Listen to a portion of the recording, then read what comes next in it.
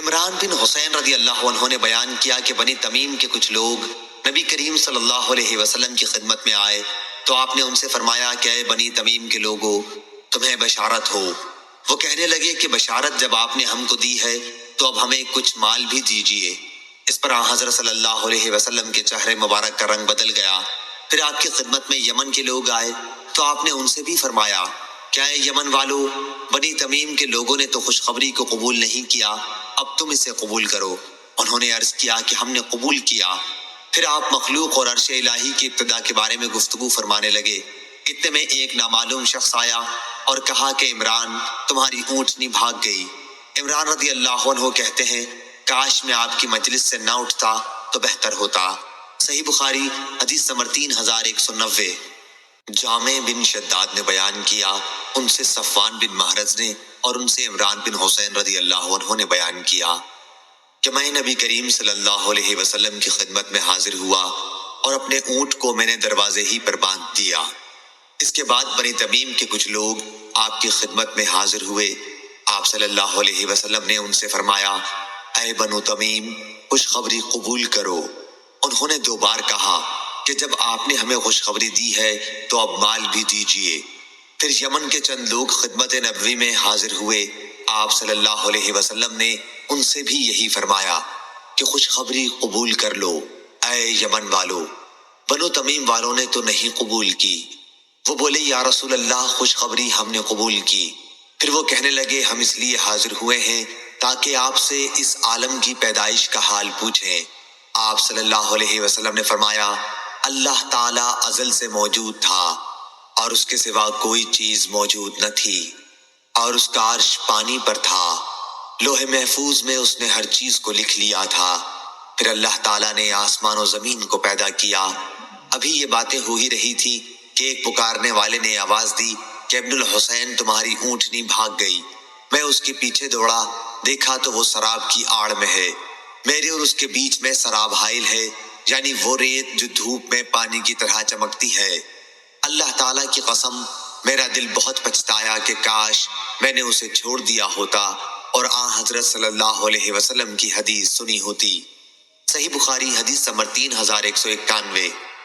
عیسیٰ نے رغبہ سے روایت کیا، انہوں نے قیس بن مسلم سے، انہوں نے طارق بن شہاب سے، انہوں نے بیان کیا کہ میں نے عمر بن خطاب رضی اللہ عنہ سے سنا، آپ نے کہا کہ ایک مرتبہ نبی کریم صلی اللہ علیہ وسلم نے منبر پر کھڑے ہو کر ہمیں واعظ فرمایا اور ابتدائے خلق کے بارے میں ہمیں خبر دی، یہاں تک کہ جب جنت والے اپنی منزلوں میں داخل ہو جائیں گے اور جہنم والے اپنے ٹھکانوں کو پہنچ جائیں گے، وہاں تک ساری تفصیل کو آپ نے بیان فرمایا۔ جسے اس حدیث کو یاد رکھنا تھا اس نے یاد رکھا، اور جسے بھولنا تھا وہ بھول گیا۔ صحیح بخاری حدیث نمبر 3192۔ ابو احمد نے بیان کیا، ان سے سفیان ثوری نے، ان سے ابو زناد نے، ان سے اعرج نے اور ان سے ابو ہریرہ رضی اللہ عنہ نے کہ نبی کریم صلی اللہ علیہ وسلم نے فرمایا کہ اللہ تعالیٰ فرماتا ہے کہ ابن آدم نے مجھے گالی دی اور اس کے لیے مناسب نہ تھا کہ وہ مجھے گالی دیتا، اس نے مجھے جھٹلایا اور اس کے لیے یہ بھی مناسب نہ تھا۔ اس کی گالی یہ ہے کہ وہ کہتا ہے میرا بیٹا ہے، اور اس کا جھٹلانا یہ ہے کہ وہ کہتا ہے کہ جس طرح اللہ نے مجھے پہلی بار پیدا کیا، دوبارہ موت کے بعد وہ مجھے زندہ نہیں کر سکے گا۔ صحیح بخاری حدیث نمبر 3193۔ ابو زناد نے بیان کیا، ان سے اعرج نے بیان کیا اور ان سے ابو ہریرہ رضی اللہ عنہ نے بیان کیا کہ رسول اللہ صلی اللہ علیہ وسلم نے فرمایا، جب اللہ تعالیٰ مخلوق کو پیدا کر چکا تو اپنی کتاب لوح محفوظ میں جو اس کے پاس عرش پر موجود ہے اس نے لکھا کہ میری رحمت میرے غضب پر غالب ہے۔ صحیح بخاری حدیث نمبر 3194۔ یحییٰ بن ابی کثیر نے بیان کیا، ان سے محمد بن ابراہیم بن حارث نے، ان سے ابو سلمہ بن عبد الرحمن نے، ان کا ایک دوسرے صاحب سے ایک زمین کے بارے میں جھگڑا تھا۔ وہ حضرت عائشہ رضی اللہ عنہا کی خدمت میں حاضر ہوئے اور ان سے واقعہ بیان کیا۔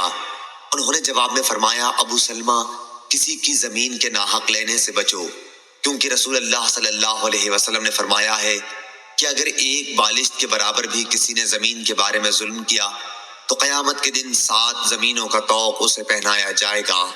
صحیح بخاری حدیث نمبر 3195۔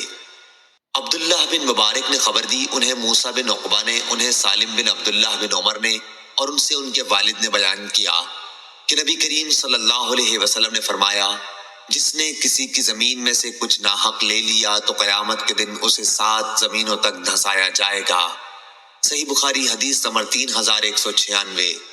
محمد بن سیرین نے بیان کیا، ان سے ابو بکرہ کے صاحبزادے عبد الرحمن نے بیان کیا اور ان سے ابو بکرہ رضی اللہ عنہ نے بیان کیا کہ نبی کریم صلی اللہ علیہ وسلم نے فرمایا، زمانہ گھوم پھر کر اسی حالت پر آ گیا جیسے اس دن تھا جس دن اللہ تعالیٰ نے آسمان اور زمین پیدا کی تھی۔ سال 12 مہینوں کا ہوتا ہے، 4 مہینے اس میں سے حرمت کے ہیں، 3 تو پے در پہ، ذی-قعد، ذوالحج اور محرم، اور چوتھا رجب، مضر، جمادی الاخر اور شعبان کے بیچ میں پڑتا ہے۔ صحیح بخاری حدیث نمبر 3197۔ ابو اسامہ نے بیان کیا، ان سے ہشام بن عروہ نے، ان سے ان کے والد نے اور ان سے سعید بن زید بن عمرو بن نفیل نے کہ عروہ بنت ابی اوس سے ان کا ایک زمین کے بارے میں جھگڑا ہوا، جس کے متعلق عروہ کہتی تھی کہ سعید نے میری زمین چھین لی۔ یہ مقدمہ مروان خلیفہ کے یہاں فیصلے کے لیے گیا جو مدینے کا حاکم تھا۔ سعید رضی اللہ عنہ نے کہا، بھلا کیا میں ان کا حق دبا لوں گا؟ میں گواہی دیتا ہوں کہ میں نے رسول اللہ صلی اللہ علیہ وسلم کو یہ فرماتے سنا ہے کہ جس نے ایک بالشت زمین بھی ظلم سے کسی کی دبا لی تو قیامت کے دن 7 زمینوں کا طوق اس کی گردن میں ڈالا جائے گا۔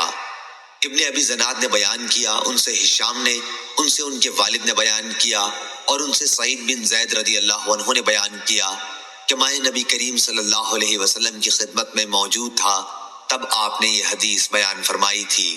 صحیح بخاری حدیث نمبر 3198۔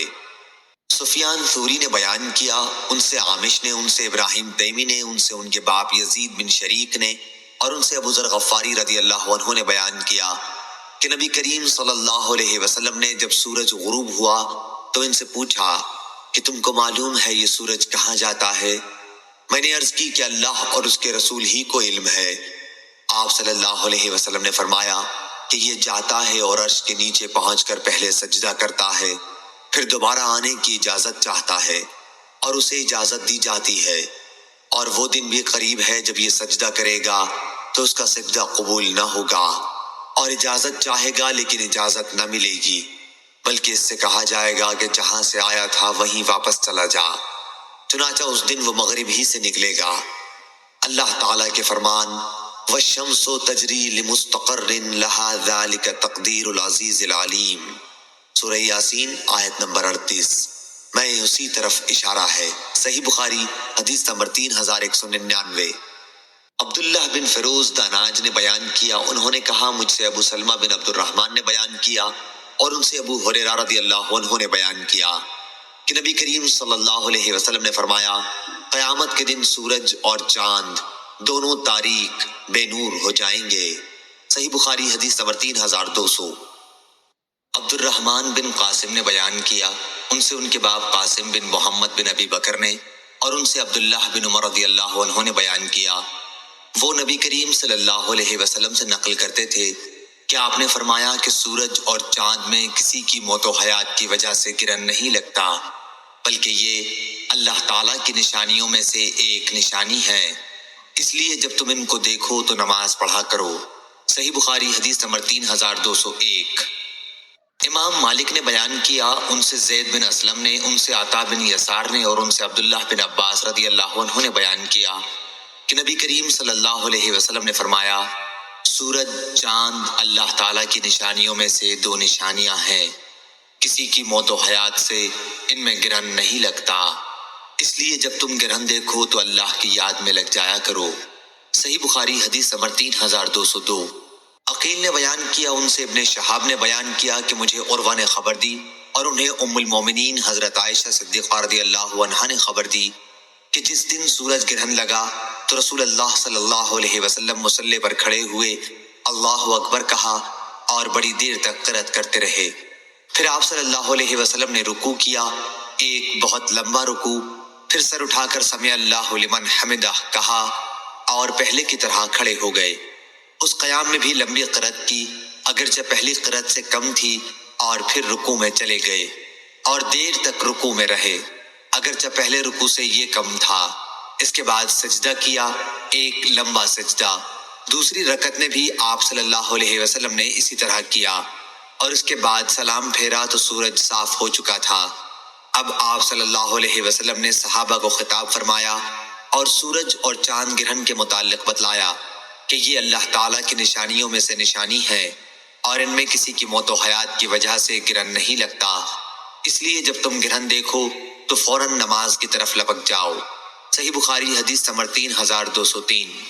اسماعیل ابی خالد نے بیان کیا، کہا کہ ہم سے قیس بن ابی حازم نے بیان کیا، اور ان سے ابو مسعود انصاری رضی اللہ عنہ نے بیان کیا کہ رسول کریم صلی اللہ علیہ وسلم نے فرمایا، سورج اور چاند میں کسی کی موت یا حیات پر گرہن نہیں لگتا، بلکہ یہ اللہ کی نشانیوں میں سے نشانی ہے، اس لیے جب تم ان میں گرہن دیکھو تو نماز پڑھو۔ صحیح بخاری حدیث نمبر 3204۔ شعبہ نے بیان کیا، ان سے حکم نے، ان سے مجاہد نے، اور ان سے ابن عباس رضی اللہ عنہ نے کہ نبی کریم صلی اللہ علیہ وسلم نے فرمایا، باد صبا مشرقی ہوا کے ذریعے میری مدد کی گئی، اور قوم عاد باد و بور مغربی ہوا سے ہلاک کر دی گئی تھی۔ صحیح بخاری حدیث نمبر 3205۔ مکی بن ابراہیم نے بیان کیا، کہا ہم سے ابن جریج نے، ان سے عطا نے، اور ان سے عائشہ رضی اللہ عنہا نے بیان کیا کہ جب نبی کریم صلی اللہ علیہ وسلم ابر کا کوئی ایسا ٹکڑا دیکھتے جس سے بارش کی امید ہوتی تو آپ کبھی آگے آتے، کبھی پیچھے جاتے، کبھی گھر کے اندر تشریف لاتے، کبھی باہر آ جاتے، اور چہرہ مبارک کا رنگ بدل جاتا، لیکن جب بارش ہونے لگتی تو پھر یہ کیفیت باقی نہ رہتی۔ ایک مرتبہ حضرت عائشہ رضی اللہ عنہا نے اس کے متعلق آپ سے پوچھا تو آپ نے فرمایا، میں نہیں جانتا، ممکن ہے یہ بادل بھی ویسا ہی ہو جس کے بارے میں قوم عاد نے کہا تھا جب انہوں نے بادل کو اپنی وادیوں کی طرف آتے دیکھا تھا، آخر آیت تک کہ ان کے لیے رحمت کا بادل آیا ہے، حالانکہ وہ عذاب کا بادل تھا۔ صحیح بخاری حدیث نمبر 3206۔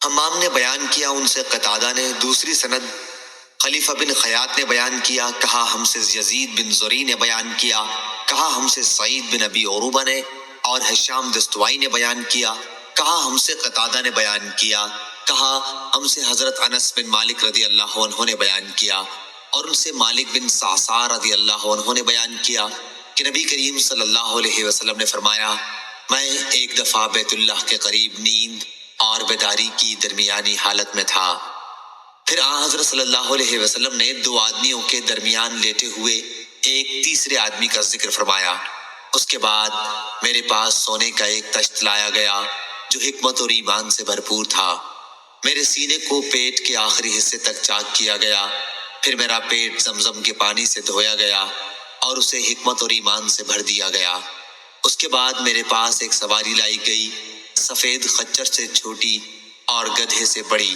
یعنی براق، میں اس پر سوار ہو کر جبرائیل کے ساتھ چلا، جب ہم آسمان دنیا پر پہنچے تو پوچھا گیا کہ یہ کون صاحب ہے، انہوں نے کہا کہ جبرائیل، پوچھا گیا کہ آپ کے ساتھ اور کون صاحب آئے ہیں، انہوں نے بتایا کہ محمد صلی اللہ علیہ وسلم، پوچھا گیا کہ کیا انہیں بلانے کے لیے آپ کو بھیجا گیا تھا، انہوں نے کہا کہ ہاں، اس پر جواب آیا کہ اچھی کشادہ جگہ آنے والے کیا ہی مبارک ہے، پھر میں آدم علیہ السلام کی خدمت میں حاضر ہوا اور انہیں سلام کیا، انہوں نے فرمایا، آؤ پیارے بیٹے اور اچھے نبی، اس کے بعد ہم دوسرے آسمان پر پہنچے، یہاں بھی وہی سوال ہوا، کون صاحب ہے، کہا کہ جبرائیل، سوال ہوا آپ کے ساتھ کوئی اور صاحب بھی آئے ہیں، کہا کہ محمد صلی اللہ علیہ وسلم، سوال ہوا انہیں بلانے کے لیے آپ کو بھیجا گیا تھا، کہا کہ ہاں، اب ادھر سے جواب آیا، اچھی کشادہ جگہ آئے ہیں، آنے والے کیا ہی مبارک ہیں۔ اس کے بعد میں عیسیٰ اور یحییٰ علیہ السلام سے ملا، ان حضرات نے بھی خوش آمدید مرحبا کہا اپنے بھائی اور نبی کو، پھر ہم تیسرے آسمان پر آئے، یہاں بھی سوال ہوا، کون صاحب ہیں، جواب ملا جبرائیل، سوال ہوا آپ کے ساتھ بھی کوئی ہے، کہا کہ محمد صلی اللہ علیہ وسلم، سوال ہوا انہیں بلانے کے لیے آپ کو بھیجا گیا تھا، انہوں نے بتایا کہ ہاں، اب آواز آئی، اچھی کشادہ جگہ آئے، آنے والے کیا ہی صالح ہیں۔ یہاں یوسف علیہ السلام سے میں ملا اور انہیں سلام کیا، انہوں نے فرمایا، اچھی کشادہ جگہ آئے ہو میرے بھائی اور نبی۔ یہاں سے ہم چوتھے آسمان پر آئے، اس پر بھی یہی سوال ہوا، कौन साहब? जवाब दिया कि जिब्राइल। सवाल हुआ, आपके साथ और कौन साहब हैं? कहा कि मोहम्मद सल्लल्लाहु अलैहि वसल्लम हैं। पूछा गया कि उन्हें लाने के लिए आपको भेजा गया था? जवाब दिया कि हाँ। फिर आवाज आई, अच्छी कुशादा जगह आए, क्या ही अच्छे आने वाले हैं। यहाँ मैं इदरीस अलैहिस्सलाम से मिला और सलाम किया। उन्होंने फरमाया, मरहबा भाई और नबी। यहाँ से हम 5वें आसमान पर आए। यहाँ भी सवाल हुआ कि कौन साहब? जवाब दिया कि जिब्राइल। पूछा गया, और आपके साथ और कौन साहब आए हैं? जवाब दिया कि मोहम्मद सल्लल्लाहु अलैहि वसल्लम। पूछा गया, उन्हें बुलाने के लिए भेजा गया था? कहा कि हाँ। आवाज आई, अच्छी कुशादा जगह आए हैं, आने वाले क्या ही अच्छे हैं। यहाँ हम हारून अलैहिस्सलाम से मिले और मैंने उन्हें सलाम किया। उन्होंने फरमाया, मुबारक मेरे भाई और नबी, तुम अच्छी कुशादा जगह आए। यहाँ से हम 6ठे आसमान पर आए। यहाँ भी सवाल हुआ, कौन साहब? जवाब दिया कि जिब्राइल। पूछा गया, आपके साथ और भी कोई है? कहा कि हाँ, मोहम्मद सल्लल्लाहु अलैहि वसल्लम है। पूछा गया, क्या उन्हें बुलाया गया था? कहा हाँ। कहा, अच्छी कुशादा जगह आए हैं, अच्छे आने वाले हैं। यहाँ मैं मूसा अलैहिस्सलाम से मिला और उन्हें सलाम किया। उन्होंने फरमाया, मेरे भाई और नबी, अच्छी कुशादा जगह आए हैं। जब मैं वहां से आगे बढ़ने लगा तो वो रोने लगे। किसी ने पूछा, बुजुर्गवार आप क्यों रो रहे हैं? उन्होंने फरमाया कि अल्लाह, ये नौजवान जिसे मेरे बाद नबूवत दी गई, इसकी उम्मत में से जन्नत में दाखिल होने वाले मेरी उम्मत के जन्नत में दाखिल होने वाले लोगों से ज्यादा होंगे। इसके बाद हम 7वें आसमान पर आए। यहाँ भी सवाल हुआ कि कौन साहब? जवाब दिया कि जिब्राइल। सवाल हुआ कि कोई साहब आपके साथ भी हैं? जवाब दिया कि मोहम्मद सल्लल्लाहु अलैहि वसल्लम। पूछा, उन्हें बुलाने के लिए आपको भेजा गया था? मरहबा अच्छे आने वाले। यहाँ मैं इब्राहिम अलैहिस्सलाम से मिला और उन्हें सलाम किया। उन्होंने फरमाया, मेरे बेटे और नबी, मुबारक अच्छी कुशादा जगह आए हो। इसके बाद मुझे बैतुल मामूर दिखाया गया। मैंने जिब्राइल अलैहिस्सलाम से इसके बारे में पूछा तो उन्होंने बतलाया कि ये बैतुल मामूर है। इसमें 70,000 फरिश्ते रोजाना नमाज पढ़ते हैं और एक मर्तबा पढ़कर जो इससे निकल जाता है तो फिर कभी दाखिल नहीं होता। और मुझे सिदरतुल मुंतहा भी दिखाया गया। इसके फल ऐसे थे जैसे मकाम हिज्र के मटके होते हैं और पत्ते ऐसे थे जैसे हाथी के कान। उसकी जड़ से 4 नहरें निकलती थीं। 2 नहरें तो बातनी थीं और 2 ज़ाहिरी। मैंने जिब्राइल अलैहिस्सलाम से पूछा तो उन्होंने बताया कि जो 2 बातनी नहरें हैं वो तो जन्नत में हैं और 2 ज़ाहिरी नहरें दुनिया में नील और फरात हैं।